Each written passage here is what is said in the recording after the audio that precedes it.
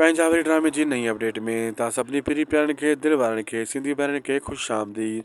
दोस्तो अॼु रिव्यू कंदासीं मेगा सोप से पंजाबी जंहिंजा अचण वारा एपिसोड ज़बरदस्त थियण वारा आहिनि, सनसनीखेज़ थियण वारा आहिनि।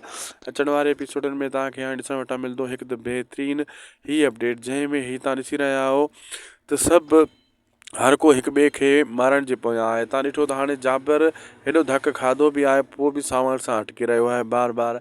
ऐं सांवल सम्झी चुको आहे जाबर हाणे मफ़लूज थी चुको आहे, तॾहिं सांवल खिली रहियो हो जाबर जे मथां त हाणे जाबर तूं फाथल आहीं। जाबर अंदाज़ो लॻी वियो आहे त हाणे सुभाणे ॻाल्हाइण में असां फासदासीं रुंडो ऐं रुंडे जा पुटु गोॾो ॿधी जेको आहे बयानु ॾींदा मुंहिंजे भाउ जे मथां, मुंहिंजो भाउ मारियो वेंदो जेल वेंदो। इन जे करे उन खे सांवल चाकर मिलण बि न ॾिनो जेको आहे जाबर खे उनजे भाउ सां।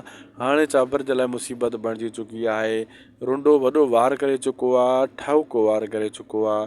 हाणे जाबर ॾिसूं त कीअं पंहिंजे भाउ जी जान हितां छॾाए थो, कीअं न छॾाईंदो, कीअं हाणे पंहिंजे भाउ खे फाथल खे कीअं मौत जे मुंहं मां कढंदो। दोस्तो वीडियो पुॻो पंहिंजी पुॼाणी ते। अगरि अपडेट तव्हां असीं ताईं ॾिठी आहे त महिरबानी करे शाहिद खोसो व्लॉग यूट्यूब चैनल खे ज़रूरु सब्सक्राइब लाइक शेयर करे छॾींदा। ई अव्हां जो पंहिंजो चैनल आहे, हिन ते अव्हांखे बहितरीन खां बहितरीन अपडेट्स बर वक़्तु मिलंदा रहंदा आहिनि। अल्लाह हाफ़िज़।